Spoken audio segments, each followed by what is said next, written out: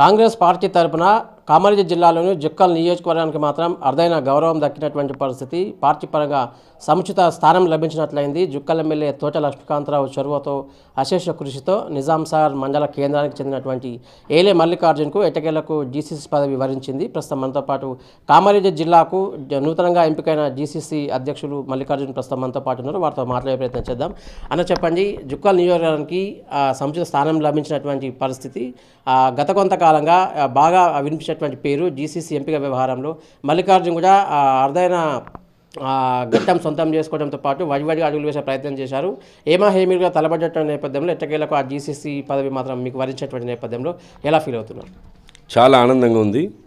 ఇది మేము కష్టపడడానికి ఫలితంగా ఈరోజు కాంగ్రెస్ పార్టీ ఒక సామాన్యునికి డీసీసీ పదవి దక్కిందంటే కూడా ఇది ఓన్లీ కాంగ్రెస్ పార్టీతోనే సాధ్యమవుతుంది. ఇట్లాంటి పనులు, ఇట్లాంటి క్రియేటివిటీ కానీ ఇవి ఎట్లాంటి కాంగ్రెస్ పార్టీతోనే సాధ్యమవుతుంది. ఒక సామాన్యుని కూడా పెద్ద స్థానంలో తీసుకొని ఒక కార్యకర్త స్థాయి నుంచి వచ్చిన వాడిని తీసుకొని ఆ స్థానంలో కూర్చోబెట్టడం కూడా ఇది కాంగ్రెస్ పార్టీలోనే సాధ్యమవుతుంది.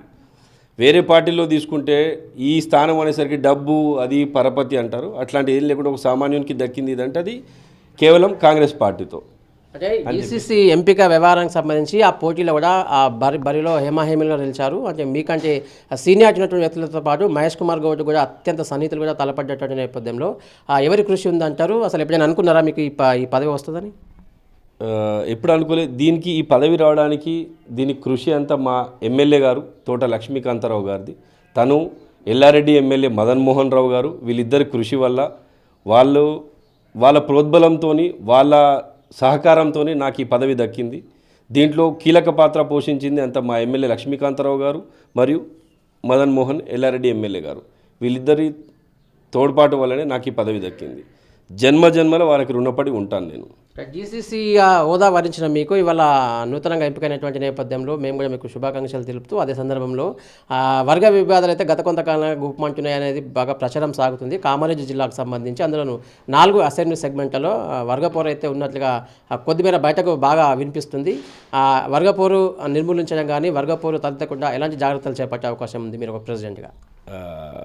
లేదండి, వర్గాలు అనేది లేదు కాంగ్రెస్లో. అట్లాంటి చిన్న పార్టీ ఎక్కడైనా ఉన్నా కూడా అందరినీ తీసుకుపోయి నేను ఇంకోటి చెప్పదలుచుకుంది ఏంటంటే, నేను ఇప్పుడు జిల్లాలో ఉన్న నాయకులు పెద్ద మనుషులు అందరికీ కూడా వయసులో కూడా చాలా చిన్నవాడిని. నేను వాళ్ళ తమ్మునిలాగా అన్నలు వాళ్ళు ఇచ్చిన సలహాలు సూచనలు తీసుకొని ప్రతి ఒక్కరి అభిప్రాయం తీసుకొని ఎట్లాంటి వర్గపోరు లేకుండా పార్టీని ముందుకు తీసుకెళ్తానని చెప్పేసి తెలియజేస్తున్నాను. దీంట్లో ప్రతి నియోజకవర్గంలో కూడా సీనియర్ నాయకుల అభిప్రాయాలు వాళ్ళందరూ తీసుకొని వాళ్ళ తోడ్పాటుతో వాళ్ళ సలహాలు సూచనలతో పార్టీని ముందుకు తీసుకెళ్ళి ఇంకా బలోపేతం చేస్తాను కామారెడ్డి జిల్లాలో. కాంగ్రెస్ పార్టీ ఇప్పటికే ఎన్నికలకు సిద్ధమవుతున్న వేళ ఇప్పుడే మొత్తం లోకల్ బై ఎలక్షన్స్ ఫీవర్ నడుస్తుంది కదా. కామారెడ్డి జిల్లాలకు సంబంధించి పార్టీ పరంగా కానీ ప్రభుత్వాన్ని గెలిపించే విధంగా మన మెజారిటీ స్థానాలు గెలిపేందుకు ఎలాంటి కృషి చేస్తారు మీరు? ప్రతి గ్రామంలో ప్రతి మండల అధ్యక్షుని సలహాలు తీసుకొని ప్రతి మండలంలో కాంగ్రెస్ పార్టీ అధ్యక్షుల సలహాలు సూచనలు వాళ్ళకు తెలియజేస్తూ వాళ్ళున్న క్యాండిడేట్ను కూడా మన ప్రభుత్వం ప్రవేశపెట్టిన ఈ పథకాలు అందరు ప్రజల్లో తీసుకెళ్ళి మన కాంగ్రెస్ పార్టీ చేస్తున్న పథకాలు కానీ ఇవి ఏవైనా ఇవి గవర్నమెంట్ స్కీమ్స్ ఏమున్నా కూడా విస్తృతంగా కార్యకర్తలు అందరూ కూడా ప్రజల్లోకి తీసుకెళ్ళి ప్రతి గ్రామాన్న తాండాలు గల్లీలన్నింటిలో కూడా తీసుకెళ్ళి మన పార్టీ చేస్తున్న పనులు చెప్తూ మనం పబ్లిక్లో ఒక అవేర్నెస్ తీసుకొచ్చి ప్రతి గ్రామంలో కూడా ఈ సర్పంచ్ ఎలక్షన్లో యువకులకు కష్టపడ్డ వారికి అవకాశాలు ఇస్తూ ప్రతి గ్రామంలో కాంగ్రెస్ జెండా ఎగరవేసే విధంగా నా వంతు కృషి చేస్తాను. స్థానిక సంస్థల ఎన్నికల వేళ బీఆర్ఎస్ ప్రధాన ప్రతిపక్షమైనటువంటి బీఆర్ఎస్ నుంచి వేస్తారు గట్టి పోటీ ఉంటుందని బాగా ప్రచారం సాగుతుంది. అయితే మొన్న సాధారణ ఎన్నికలకు సంబంధించి వాళ్ళంతా చతికిలబడిపోయి మెజారిటీ స్థానాలు కాదు కదా కనీసం డిపాజిట్ గల్లేంద్ర నేపథ్యంలో ఈసారి కాంగ్రెస్ పార్టీకి గట్టి పోటీ ఇవ్వాలని స్థానిక సంస్థలలో తమ సత్తా చాటాలని బయట ఉవ్వులుతున్నటువంటి నేపథ్యంలో ప్రధానంగా ప్రతిపక్ష పార్టీ నుంచి ఎలాంటి పోటీ ఉండబోతుందని భావిస్తున్నారు కాంగ్రెస్ పార్టీకి? ఇంకోటండి, ఈ సర్పంచ్ ఎలక్షన్స్ వచ్చేసరికి క్యాండిడేట్ టీఆర్ఎస్ అనేది కాదు, టీఆర్ఎస్ ఏం చేసింది అనేది ఇప్పుడు ప్రజలకు తెలుసు. వచ్చిన ఈ 2 సంవత్సరాల్లో కాంగ్రెస్ పార్టీ ఏం చేసింది అనేది ప్రజలకు తెలుసు. ఉద్యోగాల అవకాశాల విషయంలో కావచ్చు, యువతకు, పేదవారికి, మహిళలకు పెద్దపీట వహిస్తుంది కాంగ్రెస్ పార్టీ. దీంట్లో కాంగ్రెస్ పార్టీలో డబుల్ బెడ్ ఇప్పుడు టీఆర్ఎస్ టైంలో డబుల్ బెడ్రూమ్ ఇల్లు అంటే ఓన్లీ టీఆర్ఎస్ కార్యకర్తలకు టీఆర్ఎస్ నాయకులకు వచ్చినాయి. అట్లాంటిది కాంగ్రెస్ పార్టీలో లేదు. ఇప్పుడు కాంగ్రెస్ పార్టీలో డబుల్ బెడ్రూమ్ ఇల్లు మీరు ఏ విలేజ్ కన్నా పోయి కనుక్కోండి, పార్టీలకు అతీతంగా లబ్ధిదారునికి ఎలిజిబుల్ క్యాండిడేట్లకు చూజ్ చేసి డబుల్ బెడ్రూమ్లు ఇవ్వడం జరిగింది.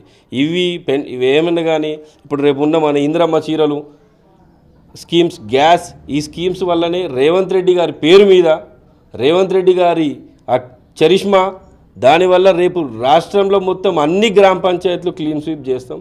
దాంట్లో ఎట్లాంటి అనుమానం లేదు, ఎట్లాంటి ఇది లేదు. దానికి తగ్గట్టుగా అన్నీ ఉన్న మా దగ్గర కాన్స్టిట్యూన్సీలు అంతా ఎమ్మెల్యేలు, ఏమన్నా కార్పొరేషన్ చైర్మన్స్ అందరూ కూడా దీనికి కృషి చేస్తున్నారు. ఆ మట్టుకు దాని ఉంది ప్రజల్లో ఎట్లాంటి తీసుకెళ్లాలనేది కూడా చెప్పిండు. ఆల్రెడీ ప్రజల్లో ఇప్పటికే రీచ్ అయిపోయింది కాంగ్రెస్ పార్టీ అంటే ఏంది, రేవంత్ రెడ్డి గారు అంటే ఏంది, తను చేస్తున్న పనులు. పొద్దున్న లేచి నుంచి తను ఒక ముఖ్యమంత్రి హోదాలో ఉండి కూడా పొద్దున్న లేచి నుంచి పబ్లిక్కి, పొద్దున్న లేచి నుంచి అందుబాటులో ఉండి సాయంత్రం వరకు తను ఏ ఆఫీసర్స్కి కానీ ఎవరికి అందుబాటులో ఉండి ప్రజల సమస్యలను, మొన్న నైట్ మేము చూస్తున్నాం ప్రత్యక్షంగా ఐఏఎస్ ఆఫీసర్లతోని రాత్రి 12 గంటల వరకు మీటింగ్లో ఉన్నారు. ఇట్లాంటి సీఎంను నేను కూడా ఎప్పుడు చూడలేదు, ఇట్లాంటి పని రాక్షసుని మేము చూడలేదు. అట్లాంటి చేస్తూ తన దాంతో ఇంకా పార్టీ ముందుకెళ్ళి ఇంకా 5 years కూడా కాంగ్రెస్కి ఎట్లాంటి డోకా లేదని చెప్పేసి నేను తెలియజేసుకుంటాను. వెనుకబడిన ప్రాంతంగా పిలువబడేటటువంటి జుక్కల్ నియోజకవర్గంలో చిన్న చిన్న పల్లెలు సైతం ఇవాళ అభివృద్ధి చెందుతున్న వేళ మీ హెడ్ క్వార్టర్ ఏదైతే నిజాం సార్ హెడ్ క్వార్టర్ ఉందో ఇప్పటికీ చిరు వ్యాపారస్తులు బతకలేనటువంటి పరిస్థితి. వారి వ్యాపారాలు కూడా మందకొడిగా సాగుతున్నాయి. ప్రజా రవాణా స్తంభించిపోయింది. ఇటు బొగ్గు గురిసా నుంచి వచ్చేటువంటి బస్సులు మొత్తం అటు నుంచి అటే వెళ్ళిపోతున్నాయి బోధన హైదరాబాద్కు. నరసింహరావుపాల్ నుంచి హైదరాబాద్ దిల్సుఖ్నగర్ డిపో బస్సులు కూడా పిట్లం నుంచి అటే వెళ్ళిపోతున్నాయి. ఒక బస్సులు రాకపోవడం కారణంగా ఇటు రవాణా స్తంభించిపోతుంది. గరీబులకు చాలా ఇబ్బంది అవుతుంది. అటు ఏదైనా ప్రయాణం చేయాలంటే కూడా వాళ్ళకి బస్సులు దొరికినట్టు నిరీక్షణ మళ్ళీ వైపు ఆ బస్టాండ్ ప్రాంతంలో కూడా కొన్ని మరుగుదొడ్ల సౌకర్యం కూడా కొరవబడింది. మొత్తంగా ప్రజలు మాత్రం చాలా ఇబ్బంది పడుతున్నారు. మీ సొంత గ్రామంలో ఈ దుస్థితి ఏర్పడింది. దీన్ని అధిగమించేందుకు ఏం కృషి చేస్తారు మీరు జీసీసీ హోదాలో? ఖచ్చితంగా ఇది ఇంతకుముందు కూడా మేము బస్సుల విషయంలో తను కూడా సానుకూలంగానే స్పందించారు. కాకపోతే ఇప్పుడు మళ్ళీ మీరు అంటున్నట్టుగా నేను ఇప్పుడు మా ఎమ్మెల్యే గారి దృష్టికి తీసుకెళ్ళి తనతో మినిస్టర్ గారికి వాళ్ళకు కూడా చెప్పేసి ఈ బస్సులు రావడానికి మాత్రం ఖచ్చితంగా నేను ప్రయత్నం చేస్తాను. ఇప్పుడు ఆర్టీసీ వాళ్ళు కూడా ఏంటంటే కొన్ని డిస్టెన్స్ ఇది లాభాలు అది ఇది వాళ్ళ బేరీజ్ వాళ్ళకు ఉంది. దాంట్లో కూడా మేము వెళ్ళి పై ఆఫీసర్స్కి కన్విన్స్ చేసుకొని ఏదో మాట్లాడి చెప్పేసి వాళ్ళకు కూడా చెప్తాము మా అభిప్రాయం చెప్పేసి ఎట్లా వచ్చేటట్టు మన వ్యాపారస్తులకు కానీ బస్టాండ్లో ఉన్న ఏరియా అన్ని డెవలప్మెంట్కి పెద్దల సహకారం తీసుకొని ప్రతిదీ ఇప్పుడు కామారెడ్డి జిల్లా అభివృద్ధిలో ముఖ్యం. దాంట్లో ఇంక ఇది నా స్వంత గ్రామం. ఈ గ్రామానికి ఎప్పుడు కూడా నేను గ్రామ సేవకునిగా గ్రామానికి ఏం కావాలి ముందుండి అందరిది సలహాలు సూచనలు తీసుకొని ఇంకా అభివృద్ధి పథంలో నడిపిస్తానని చెప్పేసి తెలియజేస్తున్నాను. చివరిగా ఒక జీసీసీ హోదాలో ఉన్న మీరు మీ శ్రేణులకు ఎలాంటి పిలుపునిస్తారు? గ్రామ పంచాయతీ ఎన్నికల వేళ ఎలాంటి పిలుపునిచ్చే అవకాశం ఉంది అందరూ కలుపుకోలేకపోయే విషయంలో? అందరినీ కలుపుకొని వెళ్ళాలి. ఈ గ్రామ పంచాయతీ ఎలక్షన్స్ విషయానికి వస్తే నేను చెప్పదలుచుకుంది అయితే అందరూ ఈ ఎలక్షన్స్లో కూడా ఏదో విద్వేషాలు పెంచుకొని శత్రుత్వం అవసరం లేదు. 10 రోజులు ఎలక్షన్లు ఉంటాయి, తర్వాత గ్రామంలో అందరం కలిసి ఉంటాం.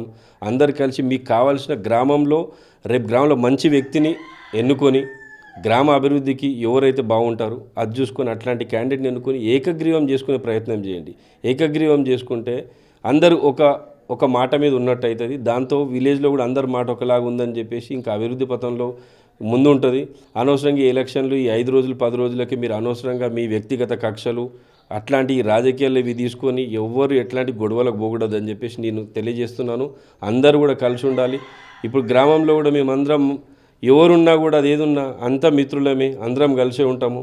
దానికి ఇట్లాంటి భేదభావాలు లేకుండా ఎట్లాంటి పార్టీలని కానీ ఇది అని అట్లా అల్లర్లు పెట్టుకోకుండా అందరూ మంచిగా ఉండి కలిసి చేసుకొని అందరు గ్రామ అభివృద్ధికి తోడ్పడే క్యాండిడేట్ ఎవరు అట్లాంటి క్యాండిడేట్ని చూసుకొని సర్పంచ్గా ఎన్నుకోవాలని చెప్పేసి తెలియజేస్తున్నాను. సో మొత్తం మీద చూసాం కదా, కామారెడ్డి జీసీసీ నూతన అధ్యక్షుడు మల్లికార్జున్ చెప్పినటువంటి విషయాలు, తన సొంత గ్రామంలో ఉన్నటువంటి సమస్యలను ఎమ్మెల్యే దృష్టికి తీసుకుపోవడంతో పాటు రాష్ట్ర మంత్రి దృష్టికి, రేవంత్ రెడ్డి దృష్టికి తీసుకుపోయి సమస్యల పరిష్కారానికి తగినంత కృషి చేస్తారని చెప్తున్నారు. స్థానిక సంస్థల ఎన్నికలలో కాంగ్రెస్ పార్టీ సత్తా చాటబోతుంది, మెజార్టీ స్థానాలను కైవసం చేసుకొని తమ జెండా ఎగరబోతుందని కూడా ఆయన ధీమా వ్యక్తం చేస్తున్నారు. మరోవైపు ప్రధాన ప్రతిపక్షం బీఆర్ టీఆర్ఎస్ పార్టీ నుంచి తమకు ఎలాంటి పోటీ లేదు, అసలు పోటీయే కాదని కూడా ఆయన ధీమా వ్యక్తం చేస్తూ కరకటిగా చెప్పేసినటువంటి పరిస్థితి. సమస్యల పరిష్కారం కోసం కావచ్చు, పార్టీలో ఉన్నటువంటి కొన్ని అంతర్గత కుమ్ములాటలు కావచ్చు, వర్గ విభేదాలకు సంబంధించి ఎలాంటి తావు తన హయాంలో ఉండబోదంటూ కూడా ఆయన స్పష్టం చేసినటువంటి పరిస్థితి. Over to